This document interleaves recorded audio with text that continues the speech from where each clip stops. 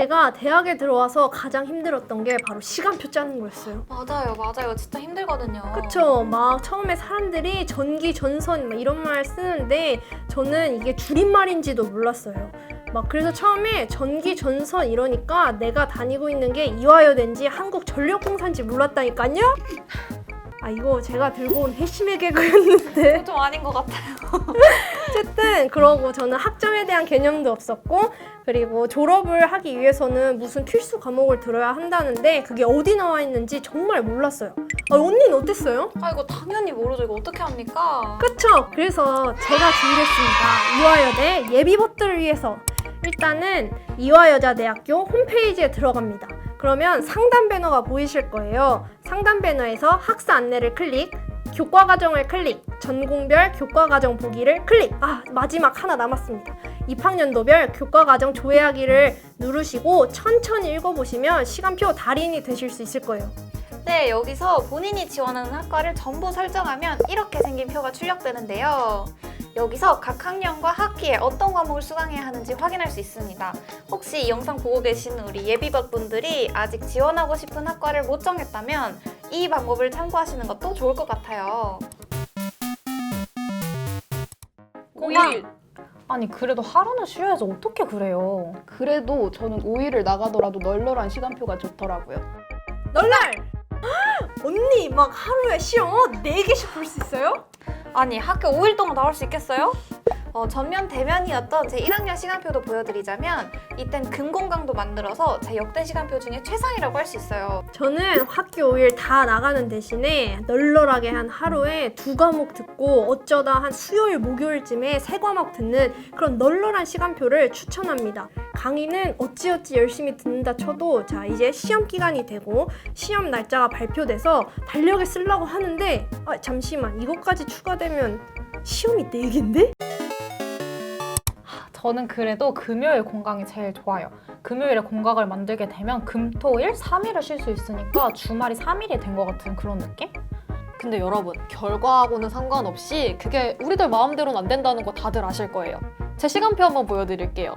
이 시간표는 화요일과 목요일에 모든 수업이 몰아져 있고 이 시간표는 밥 먹을 시간도 없다는 거.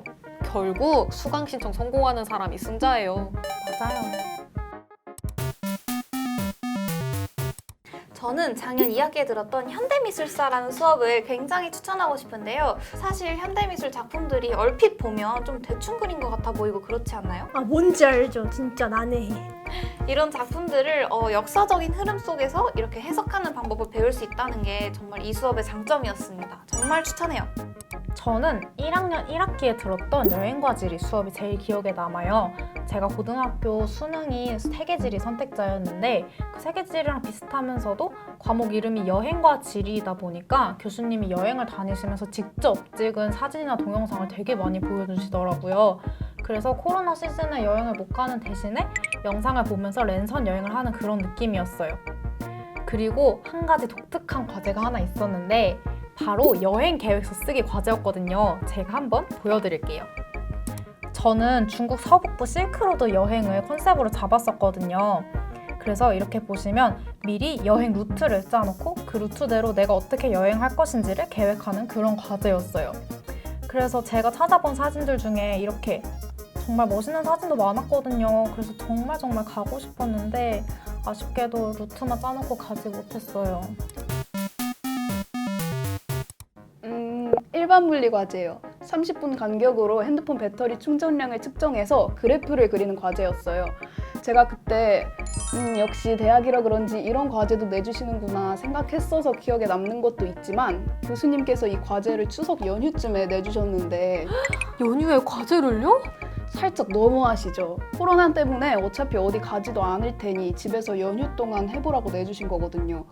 이러한 교수님 말씀에 살짝 충격을 받았어서 더 기억에 남는 것 같습니다.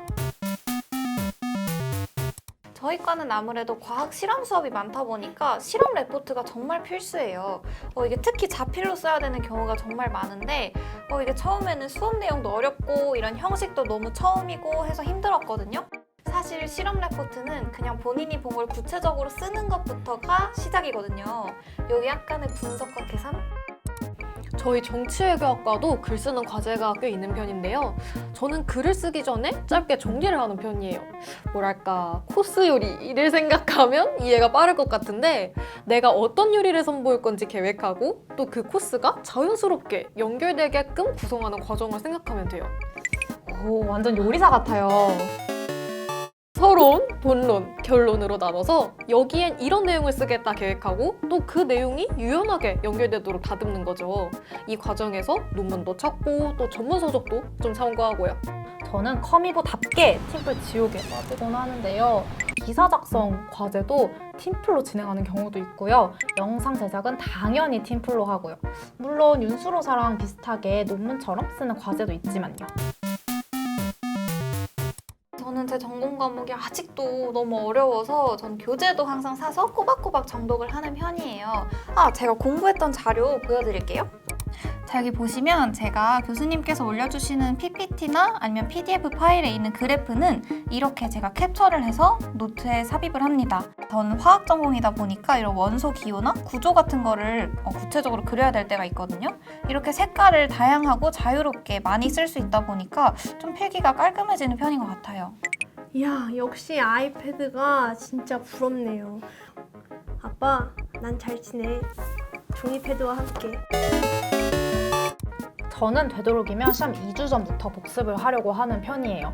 물론 비대면 강의로 진행이 되면서 사이버 강의는 조금 밀려서 시험 직전에 급하게 몰아드는 적도 많지만요. 저만 그런 건 또 아니었군요. 역시 몰아듣는 건 다 똑같은가 봐요.